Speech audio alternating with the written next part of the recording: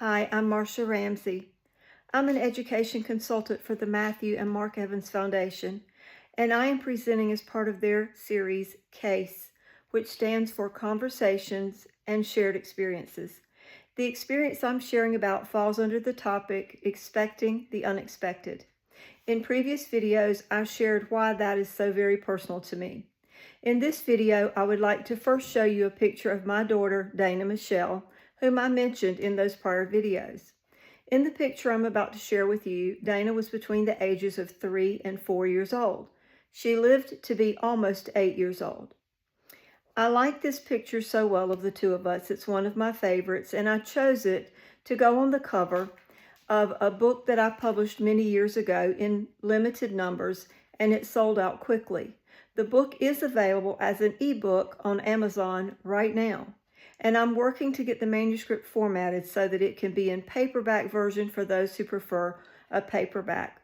But if you would like to get to know my daughter more personally and experience what it was like to live with her on a day-to-day basis and be her mom, and to hear of the wonderful testimonies that I, as her mother, experienced of God's presence and His strength and His peace, then please read the book or recommend it to someone that you believe it'll be a blessing for. This is my daughter, Dana Michelle. The title of her story is Elephants and Angels, The Life of a Magnificent Child. In today's video, I want to focus on 3 very specific tips that will assist a special needs child's mother or primary caregiver in becoming a stronger advocate and informant medically for their child. The first thing I would like to suggest is that from the very beginning, you purchase a notebook of some type where you can begin documenting your child's story. And a very critical part of that story is to record the names of all of the medical professionals, therapists, nurses, any of the interventionists who assist in the care, evaluation, and development of your child. I cannot emphasize to you how important and valuable that piece of information will be to have on hand. In my experience, most of the people who go into the professions that serve the needs of a special needs child feel called into that field. And because of that calling, they welcome for parents or caregivers to reach out to them with questions, even after the appointment is over, because often those questions come up when you get home and you're thinking through the day's happenings. So please get a notebook and start at the beginning of your child's life, documenting their story through the eyes of all of the medical professionals, anyone who comes on the scene to assist in the care, evaluation, assessment, and the recommendations that would affect your child. Second recommendation is that you document, that you create a picture in written form, a snapshot of your child's medical baselines. Now, this is probably the most important tip that I could offer anyone. It is so critical for caregivers, for doctors, for emergency room visits, to know what is your child's normal when it comes to blood pressure, temperature, heart rate, oxygen sats. When a child has extraordinary health needs, such as my daughter, and in particular with her, the brain was the part of the body that was affected by the birth defect. And the brain controls all those vital functions. And so it was important to know what is her normal baseline. And had someone recommended to me that I keep this documentation regarding specifically her blood pressure, it would have helped so much in determining where she was in terms of the urgency of her situation. So, for example, one of the doctors had given me some specific symptoms to look for, but they involved things like headaches, fever, vomiting. But no one said, Miss Ramsey, you need to know what your child's normal blood pressure is, and you need a way at home to monitor that so that if you feel that she is in the middle of a medical emergency, you can quickly relay that information and you would know personally, this is really out of the ordinary. It's not a typical virus or cold. So please create a baseline and write it down. because you might think that you have a great memory, but in a moment of stress and when you're under duress, it is hard to pull that information forward in a timely manner.